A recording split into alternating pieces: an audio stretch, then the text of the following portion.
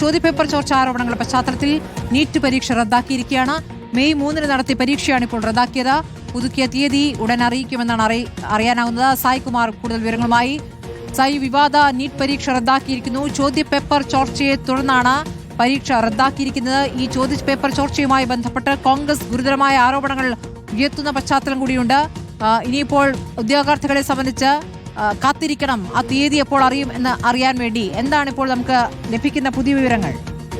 തീർച്ചയായും സ്മൃതി, വളരെ ഗൗരവമുള്ള നടപടികളാണ് ഇപ്പോൾ NTA സ്വീകരിച്ചിരിക്കുന്നത്. അതായത് കേന്ദ്ര ഏജൻസികളുമായി ഏകോപിപ്പിച്ച് അവിടെ നിന്ന് ലഭിച്ച വിവരങ്ങളുടെയും നിയമനിർവഹണ ഏജൻസികൾ നൽകിയ അന്വേഷണ കണ്ടെത്തലുകളുടെയും അടിസ്ഥാനത്തിൽ ഈ സിസ്റ്റത്തിന്റെ സുതാര്യത ഉറപ്പാക്കുന്നതിന് വേണ്ടി സർക്കാരിന്റെ തന്നെ അനുമതിയോടെ 2026 മെയ് 3 നടത്തിയ നീറ്റ് UG പരീക്ഷ റദ്ദാക്കുന്നതായിട്ടാണ് ഇപ്പോൾ NTA അറിയിക്കുന്നത്. അതോടൊപ്പം തന്നെ ഈ പരീക്ഷ പ്രത്യേകം നടത്താനും നാഷണൽ ടെസ്റ്റിംഗ് ഏജൻസി ഇപ്പോൾ തീരുമാനിച്ചിട്ടുണ്ട്. എന്തായാലും ഇതുവരെ ലഭിച്ച അന്വേഷണങ്ങളിൽ ചില ഗൗരവമുള്ള കണ്ടെത്തലുകൾ, ഈ പരീക്ഷാ പേപ്പർ ചോർന്നു എന്ന തരത്തിലുള്ള ചില ഗൗരവമുള്ള കണ്ടെത്തലുകൾ കിട്ടിയിട്ടുണ്ട് എന്നത് ഒരു സ്ഥിരീകരണം കൂടിയാണ് ഇപ്പോൾ NTA നടത്തുന്നത്. എന്തായാലും ഈ അടുത്ത ഷെഡ്യൂൾ എപ്പോഴായിരിക്കും എന്നുള്ളത് കൃത്യമായി തന്നെ പരീക്ഷാർത്ഥികളെ അറിയിക്കാം എന്നാണ് ഇപ്പോൾ ഏജൻസി പറയുന്നത്. അതിൽ നേരത്തെ അടച്ച പണം ഇനി വീണ്ടും ഫീസ് റീഫണ്ട് ചെയ്യേണ്ടി വരില്ല, രജിസ്ട്രേഷൻ നടത്തേണ്ടി വരില്ല, അതൊക്കെ നേരത്തെ തന്നെ നടത്തിയത് മതിയാകും എന്ന ഒരു വിവരം കൂടി ഇപ്പോൾ വരുന്നുണ്ട്. എന്തായാലും ചോദ്യപേപ്പർ ചോർച്ച ഒരു വലിയ ആരോപണമായി വരുന്നത് ഇപ്പോൾ CBI അടക്കം അന്വേഷണത്തിലേക്ക് വരികയാണ്. നിലവിൽ എന്തായാലും 120ഓളം ചോദ്യങ്ങൾ യഥാർത്ഥ ചോദ്യപേപ്പറുകളിൽ സമാനമായിട്ടുള്ളതാണ് എന്ന കണ്ടെത്തലുകൾ വന്നിരിക്കുന്നു. കേരളത്തിലേക്കടക്കം അതിന്റെ അന്വേഷണം കഴിഞ്ഞ ദിവസം വരികയും ചെയ്തു. കേരളത്തിൽ പഠിക്കുന്ന ഒരു രാജസ്ഥാൻ സ്വദേശിയായ MBBS വിദ്യാർത്ഥിയാണ് ഇതിന് പിന്നിലെന്നും ഇത് വാട്സാപ്പ് വഴി സ്റ്റിക്കറിലുള്ള ഒരാൾക്ക് കൈമാറുകയാണ് എന്നടക്കമുള്ള കണ്ടെത്തലുകൾ ഉണ്ടായിരുന്നു. അതിന്റെ അടിസ്ഥാനത്തിലാണ് രാജസ്ഥാൻ പോലീസ് കഴിഞ്ഞ ദിവസം കേരളത്തിലേക്ക് എത്തുകയും ഒക്കെ ചെയ്തത്. നിലവിൽ എന്തായാലും ഈ അന്വേഷണത്തിൽ നിന്ന് ലഭിച്ച പ്രാഥമിക വിവരങ്ങളുടെ അടിസ്ഥാനത്തിൽ ഈ പരീക്ഷയുടെ സുതാര്യത ഉറപ്പിക്കുന്നതിന് വേണ്ടിയാണ് മെയ് 3 തീയതി നടത്തിയ പരീക്ഷ റദ്ദാക്കുന്നതായി ഇപ്പോൾ NTA അറിയിക്കുന്നത്. എന്തായാലും ആ പരീക്ഷ എപ്പോൾ ഇനി വീണ്ടും നടത്തുമെന്നത് സംബന്ധിച്ച് ഉടൻ തന്നെ അറിയിപ്പ് നൽകാം എന്നുള്ളതാണ് ഇപ്പോൾ ഏജൻസി നൽകുന്ന വിവരം. ഈ തീരുമാനവുമായി ബന്ധപ്പെട്ട്, പരീക്ഷ റദ്ദാക്കിയതുമായി ബന്ധപ്പെട്ടുള്ള രാഷ്ട്രീയ പ്രതികരണങ്ങൾ വരുന്നുണ്ടോ സായി? ഇപ്പോൾ കഴിഞ്ഞ ദിവസം ഈ ചോദ്യപേപ്പർ ചോർച്ചയുമായി ബന്ധപ്പെട്ട ഗുരുതരമായ ആരോപണങ്ങൾ കോൺഗ്രസ് ഉയർത്തിയിരുന്നു. തീർച്ചയായും ഇത് വലിയ വിവാദമാകാനുള്ള സാധ്യതയുണ്ട് സ്മൃതി. കാരണം ഈ പരീക്ഷയിലെ സുതാര്യതക്കുറവ് നേരത്തെ തന്നെ വിവാദമായതാണ്. പക്ഷേ വീണ്ടും അത് ആവർത്തിക്കുന്നു. വളരെ എളുപ്പത്തിൽ ഇങ്ങനെ എല്ലാ സംവിധാനങ്ങളും ഒക്കെ ഉള്ള ഒരു സമയത്ത് പോലും വളരെ എളുപ്പത്തിൽ ഈ പണം ഉപയോഗിച്ച് പണം നൽകി ചോദ്യങ്ങൾ കിട്ടുന്ന തരത്തിലേക്ക് ഇതിൻ്റെ സുതാര്യത മാറുമ്പോൾ ഇത് വിദ്യാർത്ഥികളുടെ ഭാവിയെ സംബന്ധിച്ചൊക്കെ വലിയ ആശങ്കയുണ്ടാക്കുന്ന കാര്യമാണ്.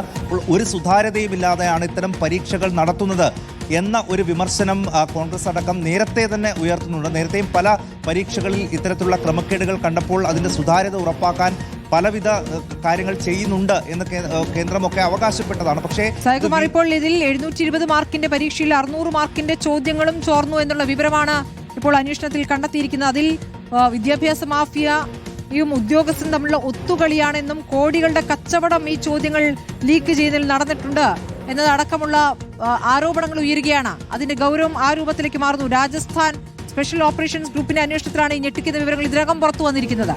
അതെ, ആകെ 720 മാർക്കിന്റെ നീറ്റ് UG പരീക്ഷയിൽ 600 മാർക്കിന്റെ ചോദ്യങ്ങൾ ഈ സാധ്യതാ പേപ്പറിൽ ഉണ്ടായിരുന്നു. അത് പരീക്ഷയ്ക്ക് 15 ദിവസം മുൻപേ തന്നെ ഈ സാധ്യതാ ചോദ്യക്കടലാസ് കുട്ടികൾക്ക് കിട്ടിയതായും വിവരങ്ങളുണ്ട്. അപ്പോൾ വളരെ കൃത്യമായൊരു ഗൂഢാലോചന, വലിയൊരു റാക്കറ്റ് തന്നെ ഇതിന് പിന്നിൽ പ്രവർത്തിക്കുന്നുണ്ട്. അതും 5 ലക്ഷം രൂപ മുതൽ വിലയിട്ടുള്ളൊരു കച്ചവടമാണ് ഇതിന്റെ പിന്നിൽ നടന്നത് എന്ന ഒരു വിവരം കൂടി ഇപ്പോൾ ഉണ്ട്. ആ കച്ചവടം, അങ്ങനെ പണം കൈമാറിയിട്ടുള്ള ഒരു കച്ചവടം നടന്നിട്ടുണ്ടോ എന്നതടക്കം ഇപ്പോൾ അന്വേഷിക്കുന്നുണ്ട്.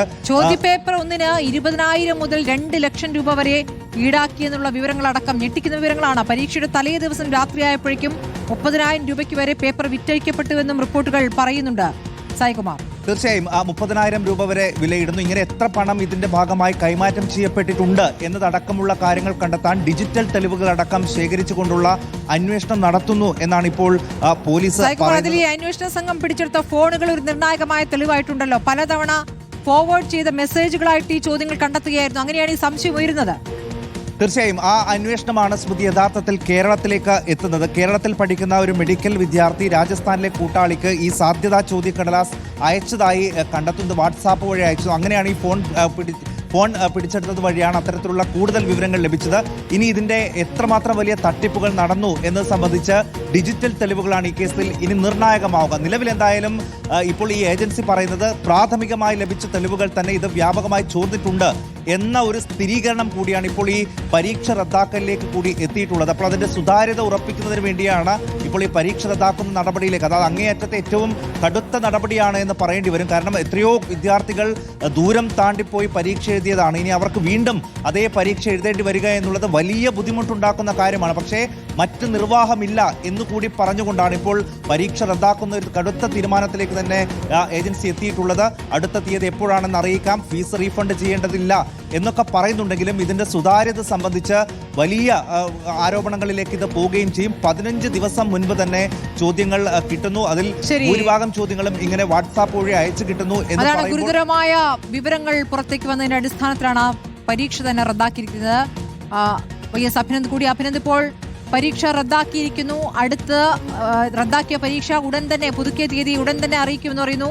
വിദ്യാർത്ഥികളെ സംബന്ധിച്ച് ആശങ്കപ്പെടുത്ത കാര്യമാണ്. പക്ഷേ ഈ ചോദ്യപേപ്പർ വലിയ ലക്ഷങ്ങൾക്ക് ചോദ്യങ്ങൾ വിറ്റഴിച്ചു എന്നതിന്റെ തെളിവുകളാണല്ലോ പുറത്തേക്ക് വന്നിരിക്കുന്നത്. 15 ദിവസം മുമ്പ് ഈ ചോദ്യങ്ങൾ ചോർന്നിരിക്കുന്നു. അതിന്റെ തെളിവുകൾ, നിർണായകമായ തെളിവുകൾ പുറത്തു വന്ന പശ്ചാത്തലത്തിൽ കൂടിയാണ് ഈ പരീക്ഷ റദ്ദാക്കിയിരിക്കുന്നത്.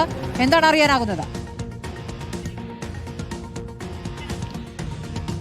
സ്മൃതി, തീർച്ചയായും അങ്ങേയറ്റം ആശങ്കപ്പെടുത്തുന്ന ഒരു തീരുമാനം തന്നെയാണ് ഇപ്പോൾ നാഷണൽ ടെസ്റ്റിംഗ് ഏജൻസിയുടെ ഭാഗത്തു നിന്നും ഉണ്ടായിരിക്കുന്നത്. നാഷണൽ ടെസ്റ്റിംഗ് ഏജൻസി അത് കൃത്യമായി തന്നെ പറയുകയാണ്. പ്രാഥമികമായ അന്വേഷണത്തിൽ ചില നിർണായകമായിട്ടുള്ള കണ്ടെത്തലുകൾ നടത്തിയിട്ടുണ്ട്. ആ കണ്ടെത്തലുകളുടെ അടിസ്ഥാനത്തിലാണ് നീറ്റ് പരീക്ഷ റദ്ദാക്കാനുള്ള തീരുമാനത്തിലേക്ക് എത്തിയത്. സുതാര്യമായി മുന്നോട്ട് പോകേണ്ട പരീക്ഷയാണ് നീറ്റ് പരീക്ഷ. സ്വാഭാവികമായും ചില കണ്ടെത്തലുകൾ അത് ഞെട്ടിപ്പിക്കുന്നതാണ്. അതുകൊണ്ട് തന്നെയാണ് പരീക്ഷ മാറ്റുന്നതിലടക്കം മാറിയത് എന്നാണ് നിലവിൽ ദേശീയ ടെസ്റ്റിംഗ് ഏജൻസി വ്യക്തമാക്കുന്നത്. 3 സംസ്ഥാനങ്ങളിലേക്ക് കൂടി ഇപ്പോൾ അന്വേഷണം വ്യാപിപ്പിക്കാൻ തീരുമാനിച്ചിട്ടുണ്ട്. ഇതിന് പിന്നിലൊരു ജയ്പൂർ സ്വദേശിയാണ്, സൂത്രധാരൻ ജയ്പൂർ സ്വദേശിയാണ്.